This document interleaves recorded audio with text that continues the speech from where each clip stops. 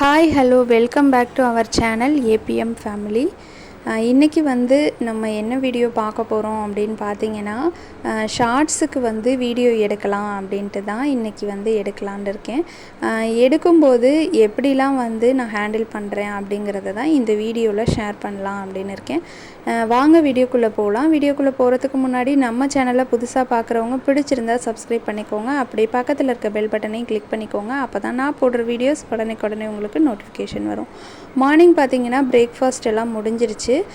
Breakfast முடிஞ்சதுக்கப்புறம் ரீல்ஸுக்கு video எடுக்கலாம் அப்படின்ட்டு தான் நான் இப்போ கிச்சனுக்கு வந்திருக்கேன்.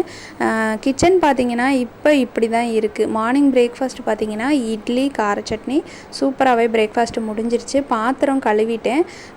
பாத்திரம் கழுவும் போது நம்ம ஃபாலோ பண்ண வேண்டிய ஒரு டிப் ஒன்று நான் சொல்கிறேன். அப்போது உங்களோட பாத்திரமும் புதுசு மாதிரியே இருக்கும். பாத்திரம் கழுவும் போது எனக்கு ரொம்பவே பிடிக்காத ஒரு விஷயம் அப்படின்னு பார்த்தீங்கன்னா, இந்த இட்லி கொப்பரையை கழுவுறது தான். எப்போவுமே எனக்கு இந்த இட்லி கொப்பரை மட்டும் கழுவுறது சுத்தமாகவே பிடிக்கல. எனக்கு மட்டும்தான் பிடிக்கலையான்னு எனக்கு தெரியல. பாத்திரம் கழுவும் போது நான் ஒரு டிப்பு ஒன்று உங்களுக்கு சொல்லணும் அப்படின்னு நான் நினைக்கிறேன். என்னன்னு பார்த்தீங்கன்னா, நான் ஃபாலோ பண்ணுற அந்த டிப்ஸு தான். பாத்திரம் நம்ம கழுவிட்டு ஒரு கூடையில் கமுத்தி வைப்போம்.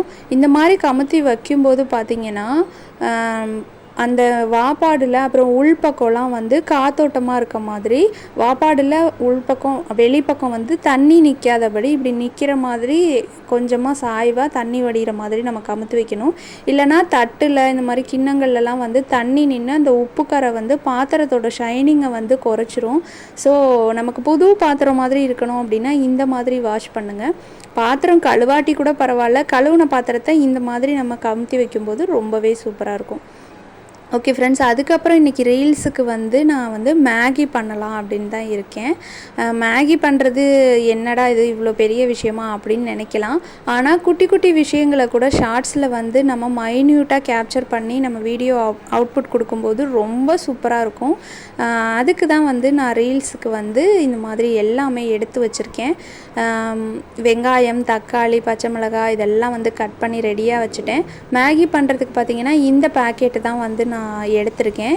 இதில் பார்த்தீங்கன்னா 4 மேகி பேக்கெட், அந்த சின்ன சின்ன பேக்கிங்காக இருக்கும் இல்லையா, அது 4 இருக்கும் உள்ள. இதை தான் இன்றைக்கி நான் செய்யலாம் அப்படின்னு இருக்கேன். ஆல்ரெடி வெங்காயம் வதங்கிட்டுருக்கு.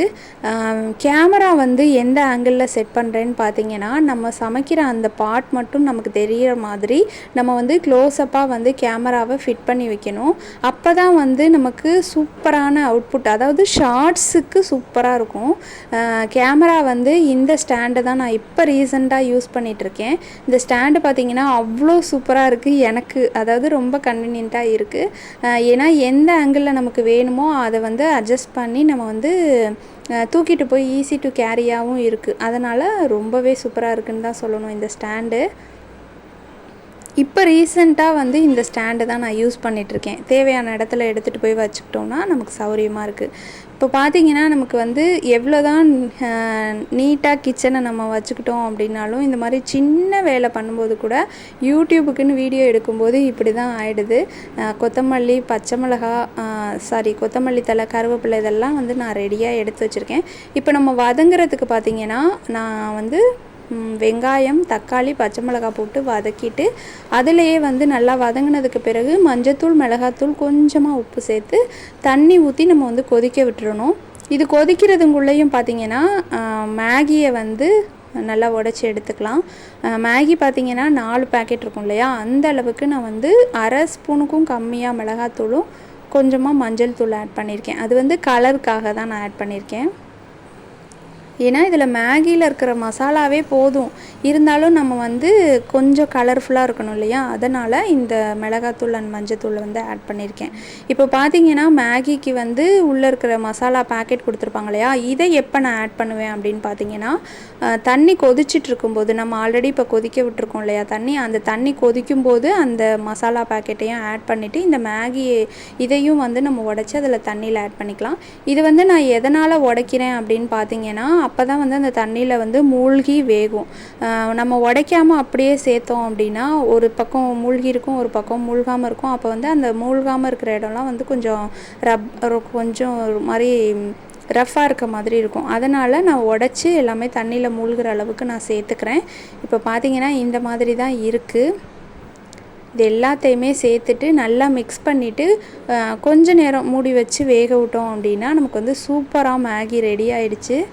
இப்படி தான் இருக்குது. இப்போ இதோடு நம்ம முடிக்க மாட்டோம். ஷார்ட்ஸ் போடணும் அப்படின்னா இதை வந்து பிளேட்டிங் பண்ணுற மாதிரி ஒரு சின்ன கிளிப்பிங்கும் வந்து நம்ம கேப்சர் பண்ண வேண்டியதாக இருக்கும் இல்லையா?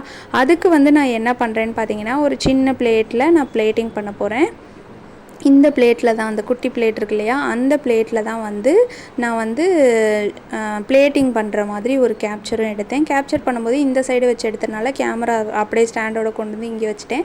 இப்போ பார்த்தீங்கன்னா ஒரு சின்ன மேகி பண்ணுற ஒரு சின்ன கிளிப்பிங் வீடியோவுக்கு நான் வந்து அகெயின் மறுபடியும் கிச்சனை க்ளீன் பண்ணணும். அந்த மாதிரி மெஸ்ஸியாக ஆகிடுச்சு. ஓகே ஃப்ரெண்ட்ஸ், இந்த ஷார்ட் வந்து இன்றைக்கி ஈவினிங் நான் வந்து அப்லோட் பண்ணுவேன். எப்படி இருக்குது அப்படின்னு சொல்லிட்டு கண்டிப்பாக கமெண்ட்ஸில் சொல்லுங்கள். இந்த வீடியோ உங்களுக்கு பிடிச்சிருக்கும் அப்படின்னு நான் நினைக்கிறேன். பிடிச்சிருந்தா நம்ம சேனலை சப்ஸ்கிரைப் பண்ணிக்கோங்க. அப்படியே பக்கத்தில் இருக்க பெல் பட்டனையும் கிளிக் பண்ணிக்கோங்க. அப்போ தான் நான் போடுற வீடியோஸ் உடனே உங்களுக்கு நோட்டிஃபிகேஷன் வரும். நெக்ஸ்ட்டு சூப்பரான ஒரு வீடியோவில் சூப்பரான ஒரு கண்டென்ட்டோட விலாகோட உங்களை வந்து மீட் பண்ணுறேன். Thank you so much. பாய்.